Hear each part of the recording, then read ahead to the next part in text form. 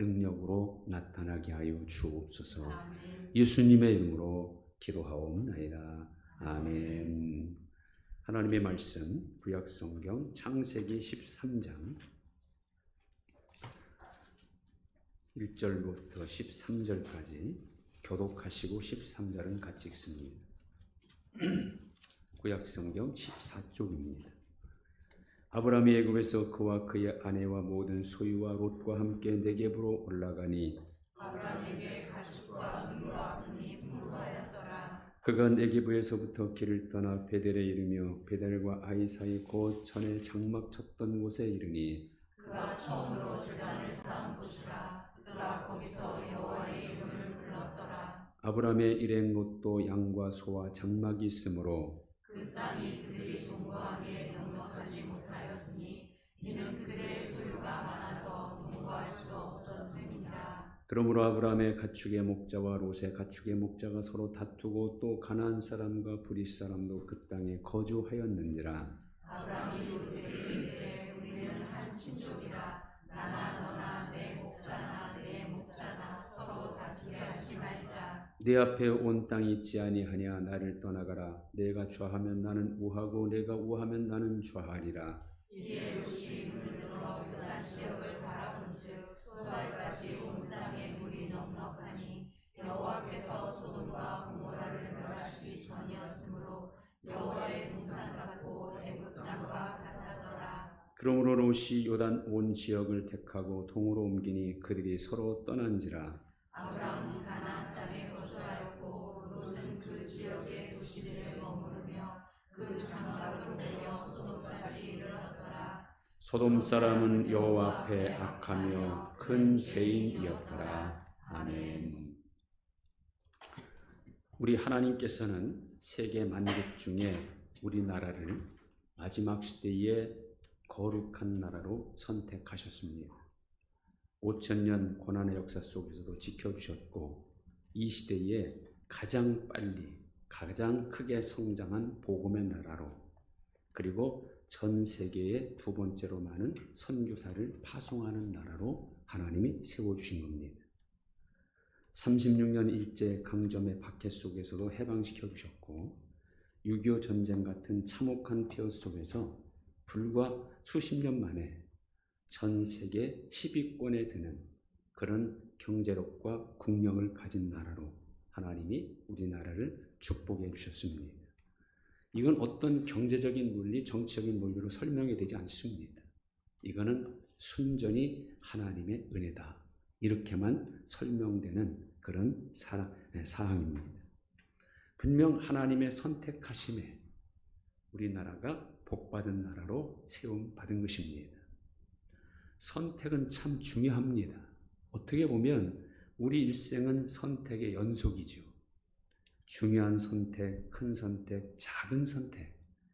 이런 선택에서 항상 성공하는 쪽을 선택하는 사람이 성공자고 실패하는 쪽을 선택하는 사람은 실패자입니다. 어떤 배우자를 선택하는가에 따라 인생이 바뀔 수 있고 어떤 친구를 선택하고 어떤 직업을 선택하는가에 따라서 인생을 살아가는 데 있어서 결정적인 역할을 하게 되죠. 이제 우리 대한민국 국민은 중요한 선택을 앞두고 있습니다. 앞으로 5년간 우리나라를 이끌어갈 대통령을 선택하는 내일 모레면 본투표가 시작이 되죠. 국민들의 선택에 의하여 결정이 됩니다. 우리 믿는 사람들은 기도하면서 올바른 선택을 해야 할 것입니다. 하나님의 역사의 주인 되심을 믿는 우리 그리스도인들은 선택할 때마다 고민할 필요가 없죠. 왜냐하면 항상 하나님이 원하는 것을 선택하면 되는 겁니다. 하나님께서 선택할 것인가 아니면 세상 것을 선택할 것인가 이런 선택의 기로에서 아직도 고민하고 있다면 하나님에 대한 믿음이 부족한 것이죠. 하나님이 좋아하는 걸 선택할 것인가 아니면 내가 좋아하는 걸 선택할 것인가 이건 참 어려운 선택입니다. 그러나 그런 선택의 기로에서도 고민하지 말고 하나님이 좋아하시는 것을 선택하는 사람이 믿음이 좋다고 볼 수가 있겠죠. 내가 좋아하는 것을 선택하면 내가 다 책임져야 합니다. 그러나 하나님이 좋아하는 것을 선택하면 하나님이 책임져 주십니다. 아담과 하와의 실패는 자기들 보기에 보암직하고 먹음직한 것을 선택합니다. 그런데 그 선택은 사탄이 원하는 선택이죠. 그때부터 인간의 삶은 수고와 고통과 죽음의 연속이 된 것입니다. 만약 사탄의 유혹을 받았다 해도 하나님 명령에 순종하는 선택이었다면 영원히 하나님이 책임져 주셨을 것입니다. 성경에 나오는 실패자들 다 선택에서 실패한 자들입니다. 가인은 시기로 인하여 동생 아벨을 죽이는 선택을 함으로 최초의 살인자가 되고 하나님께 저주를 받습니다. 롯의 사위들은 소돔성이 멸망할 것을 천사로부터 하나님의 말씀을 들었음에도 불구하고 소돔성을 떠나지 않고 그곳에 남아있으므로 소돔성과 함께 멸망을 당합니다. 광야의 이스라엘 민족의 선택은 하나님께 순종하는 것이 아니라 원망, 불평하는 것을 선택함으로 광야에서 출애굽할 때 20세 이상 된 모든 남자들은 다 죽고 말았던 겁니다. 사울은 하나님의 명령보다는 자기 소견에 옳은 대로 선택함으로 하나님의 말씀을 버렸고 하나님의 말씀을 버렸으므로 하나님께도 버림을 받습니다. 반면 성공자들은 다 선택의 성공자들입니다. 다니엘은 사자굴에 던져질 것인가? 아니면 다리오 왕의 말을 들을 것인가? 이 선택에서 다니엘은 하나님이 원하신 길을 선택함으로 사자굴에 던져졌지만 하나님의 보호에 의하여 머리털 하나 상하지 않고 거기서 살아나올 수가 있었던 것입니다. 다윗은 잘못된 선택을 하여 죄를 짓고 났지만 나단 선지자의 책망의 말씀을 듣고 그는 회개하는 길을 선택합니다. 그 결과 성경의 전체적인 평가는 다윗은 하나님 마음에 합한 자가 되죠. 사도 바울의 선택은 세상에서의 자랑거리를 다 버리고 예수 그리스도를 아는 지식이 가장 고상하다는 것을 믿고 십자가를 선택했기에 바울은 전 세계에 복음을 전하는 사도로 인정받게 되었던 겁니다. 오늘 그 말씀도 선택의 중요성에 대해서 잘 보여주죠. 아브라함은 믿음의 주상이 되는 길을 선택합니다. 창세기 12장에 보면 하나님이 아브라함에 찾아와 말씀합니다. 너의 고향과 친척과 네 아버지 집을 떠나 내가 보여줄 땅으로 가라. 내가 너로 큰 민족을 이루고 네게 복을 주어 네 이름을 창대하게 하리니 너는 복이 될지라. 아브라함은 지금 나이가 75세. 이미 자리를 잡고 살고 있고 지금 그 나이에 자기 고향과 친척과 아버지 집을 떠난다는 것은 쉬운 일이 아닙니다. 큰 모험입니다. 떠났다가도 고향으로 돌아와야 할 나이입니다. 그러나 하나님과 특별한 관계를 위해서 믿음의 조상이 되기 위해서 반드시 그는 세 가지를 버려야 하죠. 고향, 친척, 아버지 집. 그것을 버리고 하나님이 보여주는 땅으로 간 길을 선택하면 하나님은 그에 상응하는 훨씬 더 좋은 세 가지를 약속합니다. 땅, 민족, 복. 결국 아브라함은 하나님께 순종하는 길을 선택하여 믿음의 조상이 되었고 그에 상응하는 복을 받게 됩니다.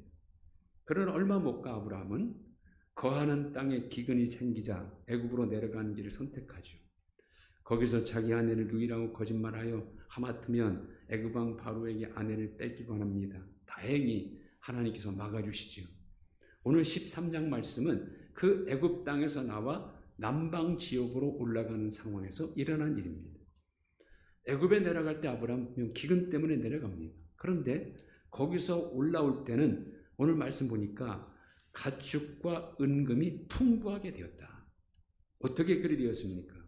내가 내게 복을 주어 내 이름을 창대하게 하리니 너는 복이 될지라 하신 하나님의 은혜로 된 것이죠. 하나님이 인도하는 길로 행하면 가는 도중 기근을 만나고 풍랑을 만나도 장애물을 만나도 걱정할 것 없습니다. 왜냐하면 하나님이 책임져 주실 것이고 하나님이 역사하시면 모든 것을 역전시켜 주시기 때문입니다. 기근을 변하여 가축과 은금이 풍부함으로 바꿔주신 겁니다. 이 하나님의 역사는 우리의 문제를 변하여 기쁨으로 바꾸시고 물을 변하여 포도주로 바꾸시고 고난을 변하여 유익으로 슬픔을 변하여 춤이 되게 하십니다. 감옥의 죄수인 요셉을 애굽의 총리 대신으로 변화시키는 하나님, 나일강에 버려져야 할 신세를 변하여 바로의 공에서 공주의 아들의 신분으로 모세를 바꿔주시는 하나님, 그 하나님 바로 우리 하나님이에요. 이 하나님 편에 서 있는 한 우리는 소망이 있습니다. 지금 형편이 너무 힘들고 어려워도 하나님을 확실히 붙잡고 있다면 소망이 있습니다. 왜? 하나님은 반드시 우리를 승리케 하시고 성공케 하시기 때문이죠. 지금 이런 아브라함과 함께하는 사람이 있습니다. 그의 조카 롯입니다.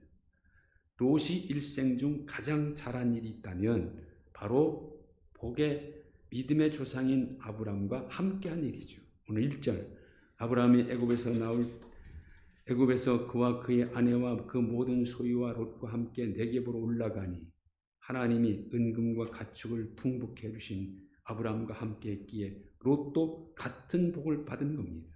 5절 보시면 아브라함의 일행 롯도 양과 소와 장막이 있으므로 그 땅이 그들의 동거하기에 넉넉하지 못하였으니 이는 그들의 소유가 많아서 동거할 수 없었습니다. 하나님께 복을 받은 아브라함과 동행했기 때문에 롯도 그런 복을 받은 겁니다. 어떤 사람과 함께 하는가, 이것은 이 땅에 살아가는 동안 아주 중요한 문제입니다. 복된 사람과 함께 복 있는 사람이 되는 것이고 망할 사람과 함께하면 같이 망하는 사람이 되는 겁니다. 사람에 대한 선택이야말로 가장 중요한 문제죠. 하나님의 선택 다음으로 중요한 일이 사람 선택의 일입니다. 부모 잘못 만남으로 문제야 범죄자가 되는 경우가 있고 부모 잘 만남으로 의인되는 사람도 있습니다. 배우자 잘못 만남으로 인생 망치는 사람도 있고 배우자 잘 만남으로 성공하는 사람도 있습니다. 특히 교회 공동체를 통해 믿음 생활하는 우리 성도들은 어떤 사람과 영적인 교제를 나누는가가 굉장히 중요합니다. 신앙생활을 적당히 하는 사람들이 있습니다. 해도 되고 안 해도 되는 정도로 생각하고 취미생활보다 못하게 하는 사람들이 어떻게 보면 더 많을 수도 있습니다. 하나님의 살아계심과 하나님의 감찰하심을 인식하지 않고 눈 가리고 아웅하는 식으로 반복되는 종교적 행위에만 참여하면 믿음 좋은 것으로 자인하는 사람도 있습니다. 거룩성보다는 개방성을 중요하게 여겨서 믿지 않는 사람과 구별된 모습 없이 똑같이 먹고 마시고 즐기는 사람도 있습니다. 같은 교회 안에서도 철저히 하나님 편에 서서 믿음 생활하는 사람을 경계하고 싫어하는 사람도 있습니다. 그런 사람들의 숫자가 점점 많아지다 보니까 신앙의 정도를 가는 사람들이 오히려 비난을 당하기도 하지요. 우리는 그러나의 신앙을 가져야 합니다. 누가 뭐라든 상황이 어떠하든 거룩한 길을 선택해야 합니다. 우리의 신앙의 목표는 오직 주님이어야 하죠. 주님이 원하시는 길, 그 길이 우리가 가야 할 길입니다. 그 길을 묵묵히 가는 사람이 적다 해도 우리는 기꺼이 그 길을 가야 합니다. 신앙의 정도는 넓은 길이 아니라 좁은 길이죠. 역사의 주권자 되시고 인생의 심판자 되시는 하나님 보시기에 합당한 사람과 함께 해야 합니다. 근데 항상 뭐든지 풍부하고 많을 때 문제가 생깁니다. 모자라고 적을 때는 모자라고 부족한 문제만 있지만 풍부하고 많을 때는요, 갈등과 싸움의 문제가 생깁니다. 기근 때문에 애굽에 내려갈 때는 롯과 아무런 문제가 없었어요. 그러나 올라올 때 은금과 가축이 풍부해지니까 같이 동거할 수 없는 문제가 생긴 겁니다. 소유가 많게 되니까 서로 넓은 땅이 필요했던 것이고 그 결과 서로 목자들이 다투게 된 것이죠. 갈등과 싸움의 문제, 이 문제는 사람들이 모이는 곳에 특히 커지고 많아질 때에 반드시 생기는 문제입니다. 교회 문제도 마찬가지예요. 작고 모자랄 때는 그 자체의 문제만 있을 뿐입니다. 그런데 사람이 많아지고 커지고 모든 면에서 나아질 때 갈등과 다툼의 문제가 생깁니다. 사람의 욕망은 항상 1위의 자리를 차지하고 싶은 욕망, 남들보다 더 서고 싶은 욕망, 남들보다 더 많은 것을 소유하고 누리고 싶은 욕망이 뿌리 깊게 자리 잡고 있어서 반드시 그런 문제가 생기게 되어 있습니다. 그래서 우리는 육신적인 욕심을 버려야 하고 거기에다가 예수님 것으로 채워야 합니다. 육신적인 자아가 강한 사람들이 많이 모이는 교회는요, 싸움과 다툼이 끊이질 않습니다.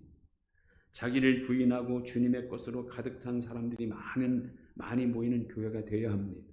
우리 자신이 그런 사람이 되는 것이 교회가 잘 되는 일입니다.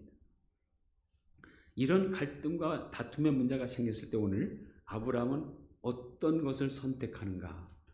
우리는 여기 주목할 필요 있습니다. 자, 먼저 아브라함은요, 롯과 한 친족임을 강조하죠. 여기 8절 보면 아브라함이 롯에게 이르되 우리는 한 친족이라. 실제로 아브라함과 롯의 관계는 삼촌과 조카 관계입니다. 우리 믿는 사람들끼리는 어떤 관계입니까? 한 가족 관계예요.